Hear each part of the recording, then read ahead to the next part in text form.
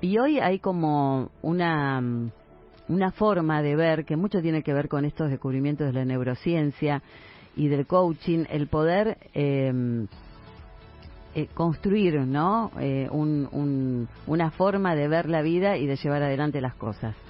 Y Carlos Sosa es consultor de empresas y especialista en liderazgo positivo, y hay un modelo de las 3H que permitió a Scaloni, con su famosa escaloneta, construir su liderazgo desde un momento donde estaba todo mal, y justamente la Copa América 2024 se suma a la gran cantidad de títulos y victorias cosechadas por él, que fue criticado y pensaban que no iba a llegar a lo que llegó, y armó su equipo justamente con este liderazgo positivo, con las 3H que le vamos a preguntar a Carlos Sosa, y le damos la bienvenida. Carlos, buen día, desde acá Damiana, ¿cómo estás?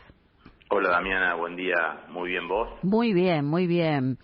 Bueno, a mí me encantan estas notas y me encanta mucho hablar de estos temas, del entusiasmo, del positivismo, porque a veces uno, bajo situaciones límites, ¿no? Tiene que desarrollar esta flexibilidad que te da el hecho de construir, digamos, una imagen positiva o ver el medio vaso lleno. Y es muy difícil, ¿no? Porque es lo más fácil que hay es quejarse, porque no cuesta nada y porque es lo primero que nos da placer a corto plazo. Sí, como vos decís, nos cuesta a veces automatizar hábitos que son saludables para no procrastinar, lo que estabas diciendo ahí al inicio, y bueno, ahí la neurociencia a través de lo que es la neuroplasticidad dice que si desarrollamos hábitos nuevos que nos pongan en ese modo positivo, con ese nivel de energía, podemos transformarnos en líderes, ¿no? Porque hoy liderazgo tiene que ver con nuestro ánimo. Si me dijeras o me preguntaras sobre este positivismo y qué representa la palabra liderazgo hoy más que nunca en la actualidad, que nos frustramos tan fácil, ánimo define muy bien liderazgo, ¿no? Porque es contagioso, es espontaneidad, y bueno, esto de las 3H que traías de Scaloni, de esa humanidad, fíjate después en la conferencia de prensa por el Partido de Uruguay, cuando un periodista en la silla rueda le hace una pregunta y lo conmueve, sus lágrimas fueron instantáneas, ¿no? Y eso es un costado muy humano que habla de que la persona está bien, porque el líder antes que líder, digamos, es persona, ¿no? Y empieza en la casa de uno. Claro, y Carlos, esto es muy interesante, porque las 3H tienen que ver con humildad, humanidad y honestidad. Acá te centraste recién en esta anécdota, que también la leí, que habla sobre humanidad. Entonces, y acá viene el desafío, ¿no? Porque la humanidad te pone en un lugar donde te vas a emocionar, donde te va a dar, donde las emociones sos humano, entonces te va a dar, vas a tener bronca, vas a sentir injusticia, vas a sentir que no podés más, vas a sentir un montón de cosas. Esto trasladado a la vida cotidiana de todos, en especial acá en Argentina, ¿no? Que siempre estamos bajo diferentes crisis. Y al pasar por todo esto, el desafío justamente es construir estas 3H, ¿no? Humildad, humanidad y honestidad, y también no procrastinar y llenarse de ánimo y reinventarse todo el tiempo. Todo el tiempo. Y Scaloni y el grupo de trabajo que él armó, que vos lo señalaste también en tu introducción, son animales competitivos, es decir, son humildes, tienen los pies sobre la tierra, eso tiene que ver con la educación familiar y seguramente también su educación. Sí. El hecho del esfuerzo, él es de un pueblo de interior, de Pujato, se fue a Rosario. Hay esfuerzo seguramente de la familia, eso a veces se valora más que cuando vos tenés, a veces estás sobrado con algunas cuestiones, y eso pasa particularmente en el ambiente del fútbol. O cualquier chico que se va a estudiar y tiene que alejarse de sus afectos, de su familia, de su comunidad, de lo que conocemos como esta zona de confort, ¿no? Y la honestidad también se relaciona por el hecho de que si vos querés ser competitivo, querés ser alguien, querés ser una persona ganadora y tener ambiciones está muy bien, siempre que sean obviamente ambiciones, digamos, que sean de superación. Tenés que ser honesto, y hay gente que no va a estar en línea, como ser, digamos, cuando esto lo bajamos a un jugador y él es honesto para decir, mirá, siento que este no es tu momento, no es el momento de Juan, sino que es el momento de Pedro. Eso también lo tiene, ¿no? Porque él logró algo que es difícil de lograr en el liderazgo, que es ser un líder completo, integral. cercano, conocer a la persona, mirar a los ojos, ser auténtico, pero a su vez tenerte la respiración en la nuca para ver si estás dando el 100%. Claro, ese es el desafío justamente, ¿no? Uf. Porque en el deporte más que nada, que hay que ser todo el tiempo competitivo, es, bueno, supongo que tiene que ver con la mejor versión de uno mismo y no tanto seguirle los pasos al otro, ¿no?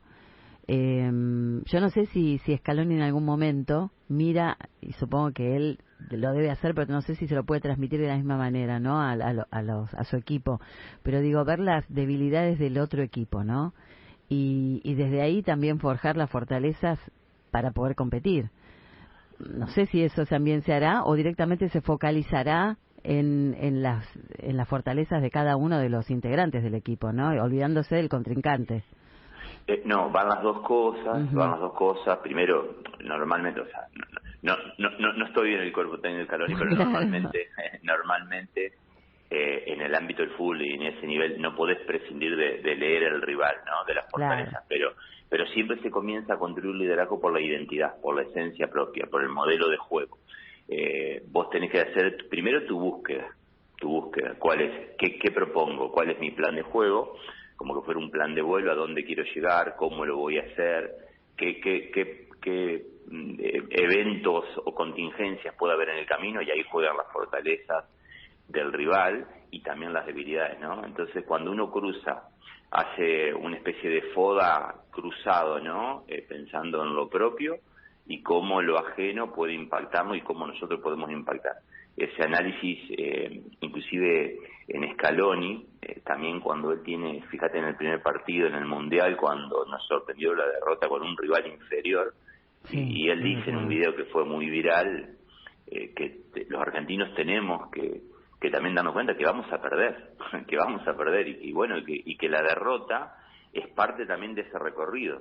La derrota nos duele, y más cuando somos muy emocionales como somos nosotros en Latinoamérica y también los argentinos, pero a su vez el dolor es un gran maestro, y te permite ver también cuánto querés tus sueños, porque vos cuando te duele algo te frustrás, te pones triste, y cuando baja la intensidad de la emoción, bueno, ahí estás, si vos tenés la idea clara donde vos querés llegar y tenés ese hambre, te vas a resetear, digamos, ¿no? sí, tiene que ver con eso, ¿no?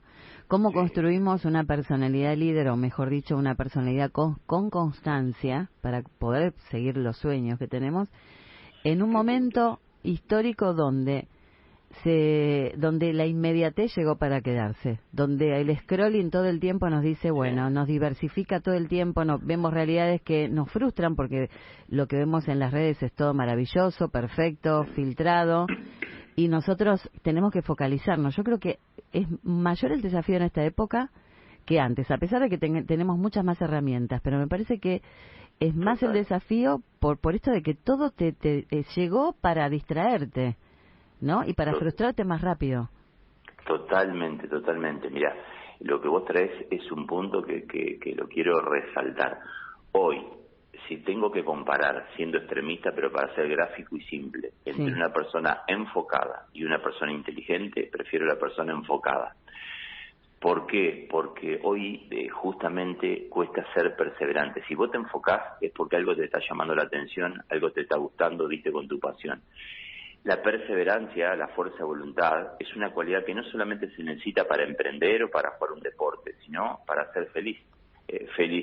Para construir la felicidad, una vez un profe de neurociencia me dijo algo hace 7, 8 años que me dejó marcado. Autogestión emocional y perseverancia son dos claves para ser feliz. Entonces, vos vas a ser perseverante si tu profesión te gusta. Y si sos perseverante, vas a poder trabajar tu foco, porque vos lo que no te gusta no te vas a enfocar. claro. Entonces, cómo el foco, el manejo de la ansiedad y el manejo de la frustración y la confianza es un círculo o vicioso o virtuoso, ¿no? Pero estar pensando en tu propio camino, no mirar tanto afuera en exceso, mira afuera para ver dónde puede estar tu zanahoria, ¿no? Pero Claro. meterte interiormente, porque si vos te enfocás vas a ser creativo. Si no, no vas a llegar. Y hoy la habilidad más paga del mercado es la creatividad.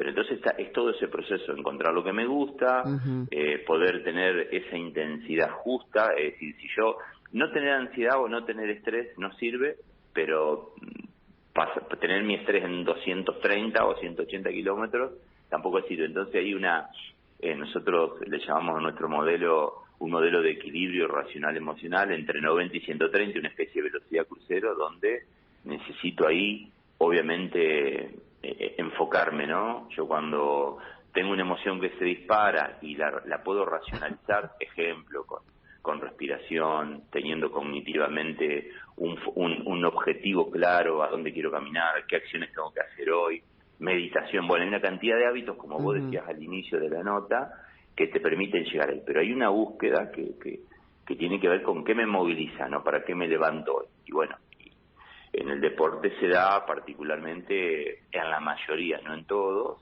que todos los que están ahí dieron con su pasión. Después llega el que mentalmente es más fuerte, ¿no?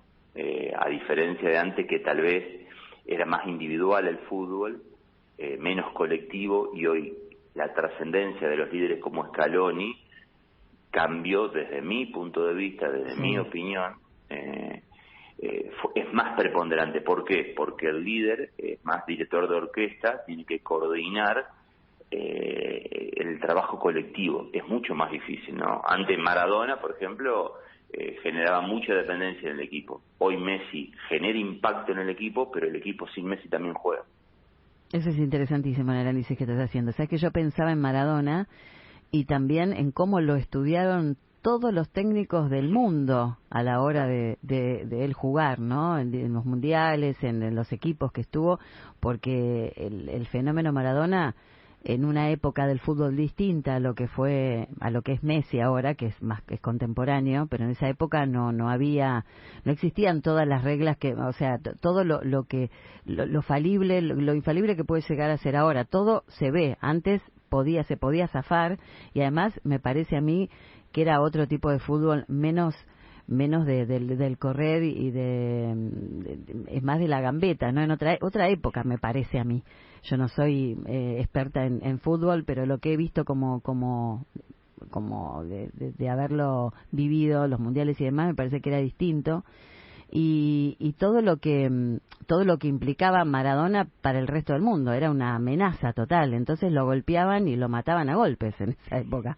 No había otra forma de derrotarlo. No era, tal vez el equipo era fuerte, pero el Maradona era los que le sacaba el sueño a muchos de los técnicos a nivel mundial. Sí, correcto, coincido. Era más individual y menos físico, como decís, había menos información.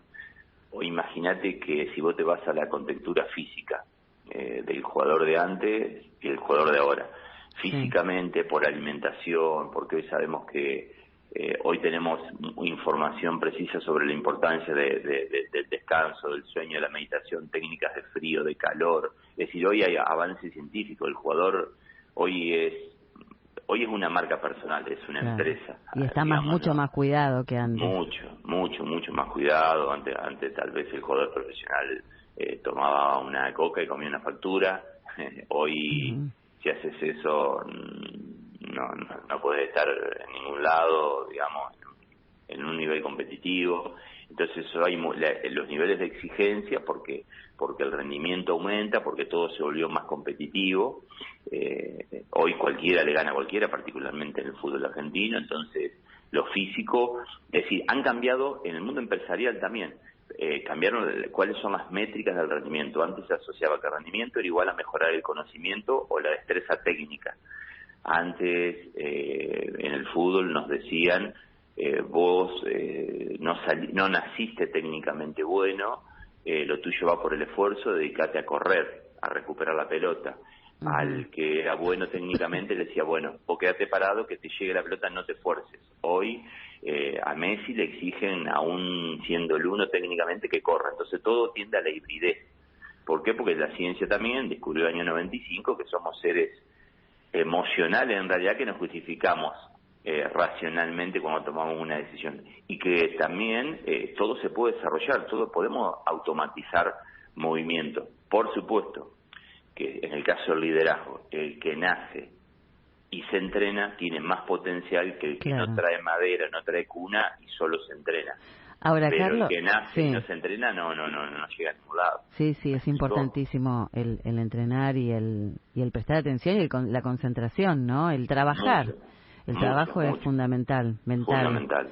Fundamental. Y nosotros que somos latinos y somos bastante intensos, ¿no? Yo creo que, no sé si...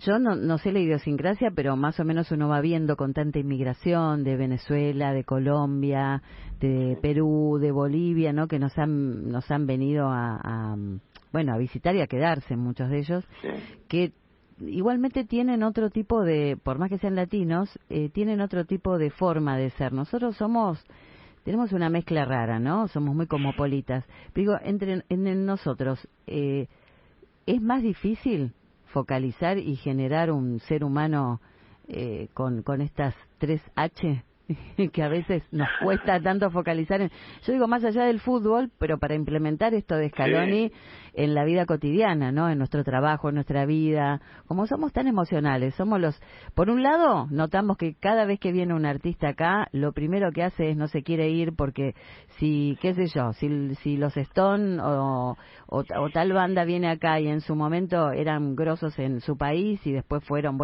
ya los tienen todo el tiempo, entonces tal vez no es el mismo sentimiento que cuando vienen acá coreamos hasta los solos de guitarra, entonces se sienten como que están en una nube, como que recién empezaron, ¿no? Vuelven a vivir los artistas con nosotros en materia de hinchas de la música, porque futbolizamos todo. Ahora, ¿eso es bueno a la hora de vivir en Buenos Aires y en Argentina? Qué buena pregunta, y la comparación con otro país. Inclusive te podés, si te vas a Argentina y hablas con alguien del sur, viste la tonalidad, la forma de hablar, la velocidad del habla, los silencios, la paz que transmite tal vez, y a veces los que estamos más a flor de piel con las emociones, se nota mucho. A ver, a mí el líder, una de mis conferencias se llama el líder intenso. La intensidad me gusta, la necesitas. Para ser bueno en algo, pero yo creo que el entusiasmo y la intensidad van de la mano, ¿no? Y la ansiedad tiene connotación. Lo que pasa a veces a las emociones, por cierta ignorancia, le damos una visión negativa, y la ansiedad, hasta la frustración, tienen su lado positivo. Las emociones son funcionales a un nivel y disfuncionales en otro. Tener poca ansiedad o poco nervio frente a un examen a veces no es tan bueno. ¿Por qué? Y porque estás poco preparado, significa. Claro. Ahora, si estoy en pánico no sirve, ¿no? Entonces, en el liderazgo, hoy el liderazgo tiene que ser más justamente auténtico. La autenticidad tiene que ver con lo emocional. Entonces, por eso es importante el tema del autoconocimiento. ¿Qué sucede? Para finalizar un poquito la respuesta a la pregunta interesante que vos me hacés, es cómo manejás esa intensidad y conocerte. Todos tenemos un termostato. El tema es cómo registro las señales de mi cuerpo que me va a decir, me estoy yendo ya a un lugar donde no me sirve.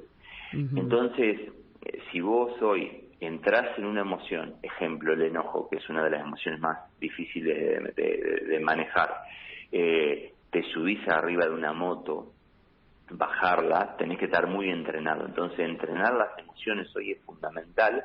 ¿Para qué? Para no perder el foco, porque una emoción cuando es muy intensa pierde racionalidad, perdés el foco, te vas de esa velocidad de 90 a 130 que hablábamos hoy.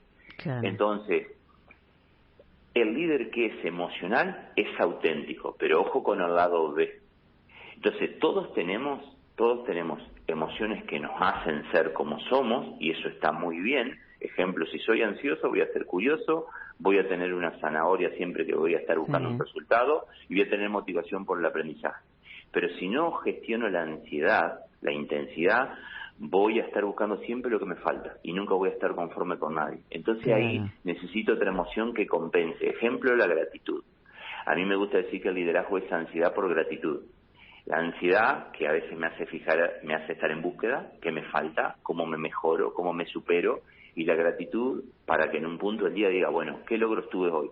Para armar esa compensación. Entonces, hoy definiéndote esto que me estás preguntando, es administrar polaridades el liderazgo.